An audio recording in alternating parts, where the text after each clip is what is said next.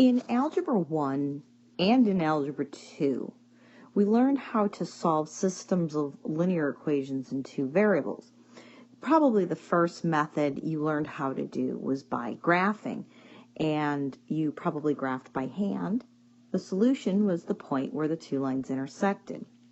The second method you learned was called substitution, where you substituted one of the equations into the other one to solve for one of the variables. Once you found the numerical value of one of the variables, you could find the other variable. Elimination was probably the method you liked the best. Elimination was the one where you added two equations together and one of the variables eliminated.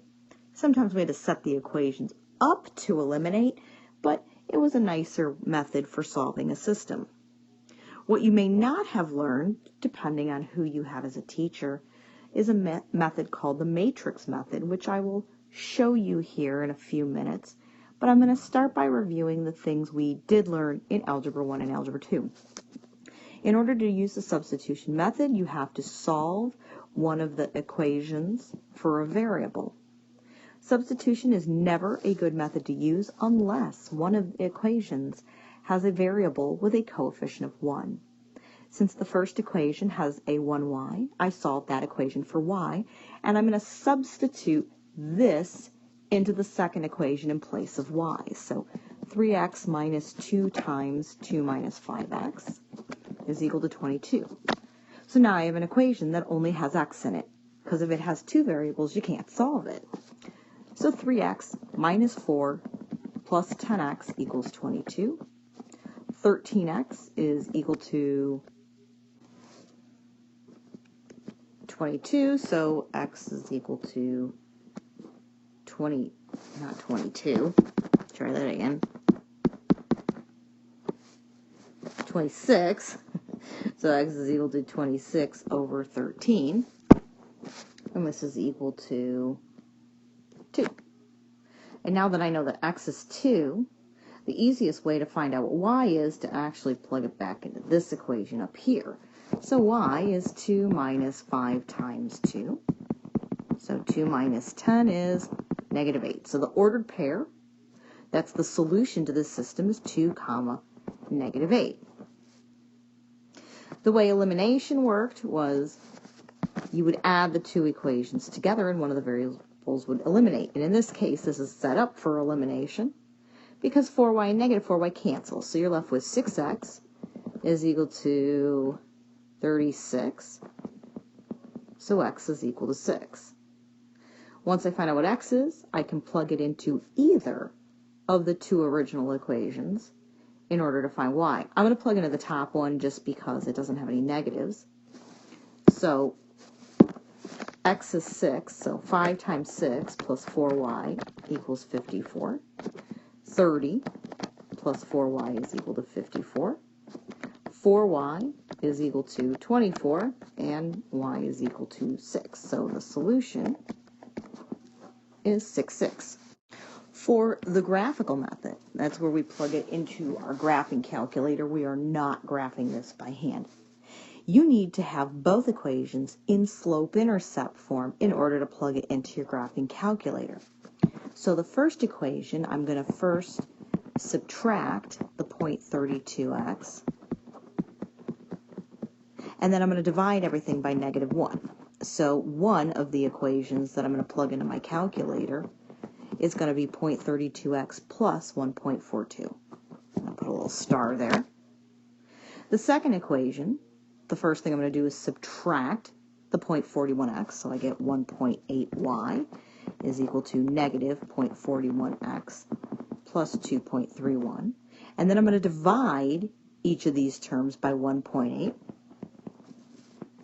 So I'm going to get y equals negative 0.23x plus 1.28. So this is going to go in y1 equals, this is going to go in y2 equals. So when I plug these two into the y equals function in my calculator and hit graph, I should see this. We want to find the point of intersection, and the way we utilize the graphing calculator to find the point of intersection is to press second trace, number 5 intersection, And then you hit enter 3 times until you see the word intersect at the bottom. So second trace 5, enter, enter, enter, and it tells me that the solution is about negative 0.25, comma 1.34, which is approximately the right answer, knowing that when I rewrote these equations, this was rounded. Now let's talk about the matrix method. A matrix is a collection of numbers within a set of brackets. So what I'm going to do is I'm going to take just the coefficients from each equation, as long as the equation is written in standard form. Standard form is ax plus by equals c. Luckily, both of these equations are written in standard form. So the coefficients from the first equation are 4, negative 1, 0. And the coefficients from the second equation are 5, 2, 52. A matrix is defined by the number of rows and the number of columns in it. There are 2 rows and 3 columns. So we call this a 2 by 3 matrix. And it looks like I wrote 2 times 3, but that's how we write it. Next, what you're going to do is you're going to go into the matrix function on your calculator, which is second x negative 1. When you go to second x negative 1, you'll see names, math, and edit at the top. You're going to go to edit, so arrow 2 to the right to edit. And then there are several matrices you can use, but I tend to always use matrix A, so the cursor should be on A. Then just hit enter. At the top where it says matrix A, the first thing that we need to type in is the dimensions of our matrix. So for this particular problem, you're going to hit 2 enter, 3 enter, so that it changes the size of the matrix to have 2 rows and 3 columns.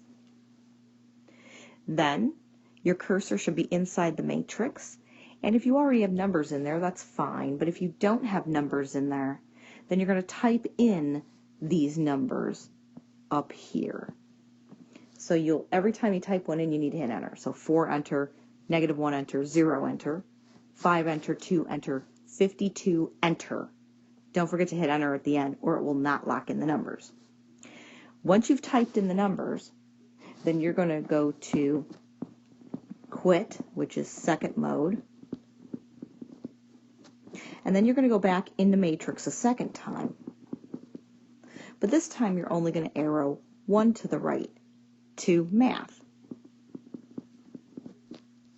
And I want you to scroll until you find option B, which says RREF open parentheses.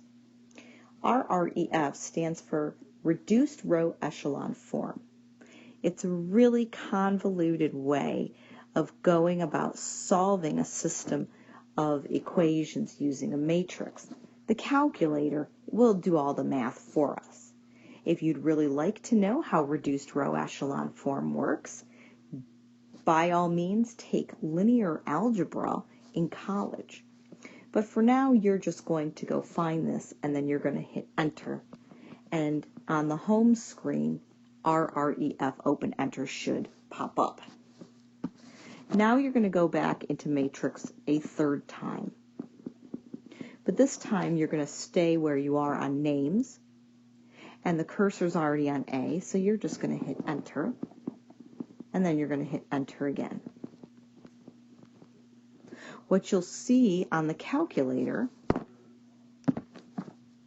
is 1, 0, 4, and 0, 1, 16. The solution is the third column. This part here has a special name. It's called the identity matrix. So 4 is x and y is 16. And the matrix method is a nice way of solving systems of equations, particularly when you do systems in 3 variables, because the algebra behind solving systems that have 3 variables, x, y, and z, can get very crazy. So, in order to practice with the matrices, I'm going to do number 5 and number 6 with a matrix and show you how you would know on a graphing calculator if you're going to have no solution or infinitely many solutions. So when we learned systems of equations, there were 3 things that could happen. The 2 equations could intersect, in which case it had one solution. But it was also possible that the 2 lines were parallel, and when they're parallel they don't intersect, so we say they have no solution. The third thing that could happen is the 2 equations could be the same, in which case you only actually see one line on the graph. We called that infinitely many solutions. That means that every ordered pair makes them both true. So you'll know how many solutions you're going to have based off what happens when you do the problem algebraically. So now if I go back to the very first problem that we did using substitution, we were able to find x and y. In this problem, we were able to find x and y. In this problem, we were able to find x and y. But sometimes what happens is when you go to solve a problem algebraically, x's and y's all cancel. One of 2 things is going to happen when they all cancel. Either you're going to get 0 equals 0, which is going to be your infinitely many solutions, or you're going to get something like, I don't know, like 0 equals 4. That's not what you will necessarily get, but it's a false statement. This is true, and you're going to get infinitely many solutions. If x's and y's cancel and you're left with a false statement, this is going to be no solution. Now on the matrix, it's going to look a little different. So I want to go back down here to problem 4. When we did this matrix in our calculator, the left-hand part, oops, I don't want to do that. The left-hand part is something called the identity matrix. It'll say 1, 0, 0, 1, and the third column will be your solution. But if for some reason it doesn't say 1, 0, 0, 1, then one of 2 other things happened. If you plug example 5 into your calculator using the exact same instructions that I used here in number 4, the solution that you're going to get at the end is going to say 1, negative 0.25, 0, and 0, 0, 1. Notice that this does not say 1, 0, 0, 1 on the left-hand side of the third column. Since the bottom says 0, 0, 1, that's the same as 0 equals 1, which is false, and therefore it is no solution. When you do number 5 in your calculator using the same instructions for the matrix, you will get the matrix 1, negative 3, 12, 0, 0, 0. Again, you didn't get 1, 0, 0, 1, so it either has to be no solution or infinitely many solutions. The bottom row says 0, 0, 0. That's the same thing as 0 equals 0, which is true, which means that the answer is infinitely many solutions. You don't have to do it using a matrix. You could solve it algebraically using elimination or substitution, solve each of the equations for y and graph it. Either way, you'll still find out that number 5 is no solution and number 6 is infinitely many solutions. And we're going to call this part 1. In part 2 of systems of linear equations in 2 variables, we're going to talk about setting up and solving systems from word problems.